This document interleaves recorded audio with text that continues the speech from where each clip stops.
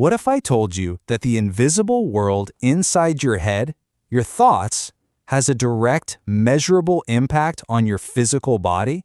That it's not just about what you eat, but what you think. So let's just start with this powerful idea.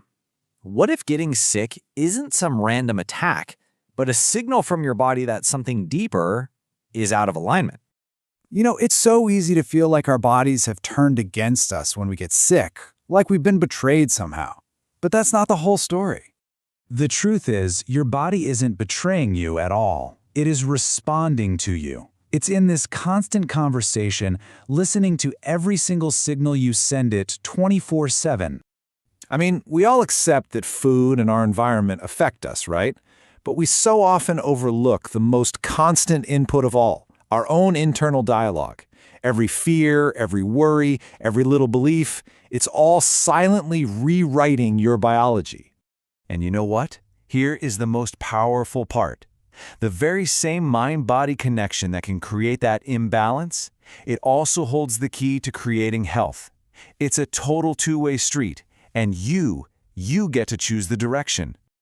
So, how does this actually work? Because this isn't just some feel-good philosophy. No, there is hard science behind it. Let's pull back the curtain and look at the invisible programming that's running in the background. Okay, first up, we've got to talk about neuroplasticity. Your brain isn't this fixed, static organ you were born with. Think of it more like living clay. It's constantly being reshaped by your experiences and, most importantly, by your repeated thoughts and feelings. The neural pathways you use the most, they get stronger. You are literally wiring your own brain to think in certain ways. Here's a great way to think about it. Your mind is like a playlist. So if you're constantly playing tracks like, "I'm so stressed out" or "I'm just so tired," your body literally dances to that music. It starts pumping out stress hormones, it weakens your immune system, and it keeps you locked in a state of survival. And this is the really scary part. When you worry, when you imagine a worst-case scenario playing out, your brain cannot tell that it isn't real. It triggers the exact same physical fight-or-flight response as if you were facing a real-life threat. Now, let's add another layer to this. This is where things get absolutely mind-blowing.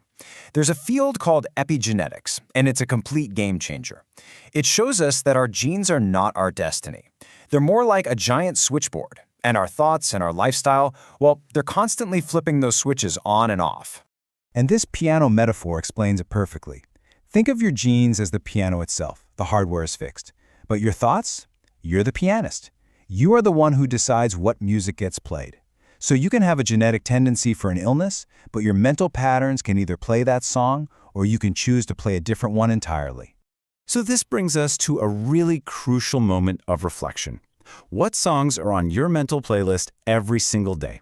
Are they songs of health and strength, or are they just feeding that old cycle of stress and sickness? Okay, so we get the science. Mind-blowing, right? But now for the most important part. What can we actually do about it?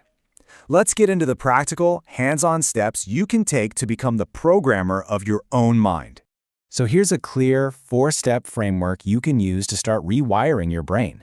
First, you have to observe. You just can't change what you don't notice. Second, you have to repeat new, empowering thoughts to build new pathways. Third, you need to signal safety to your nervous system, because healing only happens when you're not in survival mode. And finally, you have to consciously limit the negative input you're feeding your mind.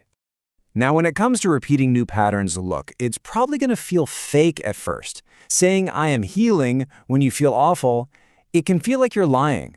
But you have to remember, your brain learns through repetition, not truth. You are carving new pathways.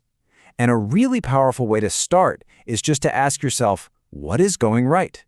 Gratitude is medicine for the mind. And how do we signal safety? It doesn't have to be complicated. We're talking about simple things like deep, slow breathing, a quiet walk out in nature, or even just a few moments of silence.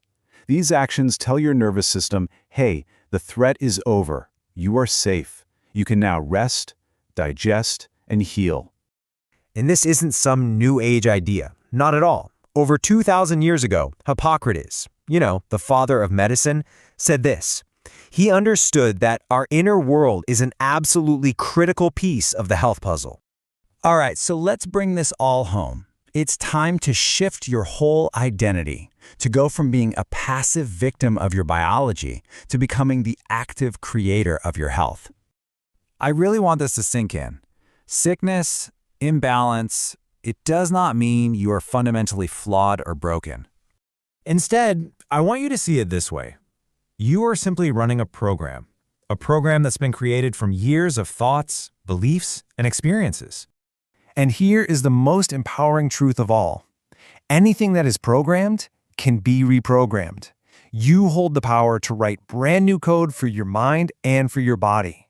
So the bottom line is this. Your body is not your enemy. It is your reflection. It's a perfect mirror of your internal state. And as you begin to consciously change your thoughts, your biology has no choice but to follow.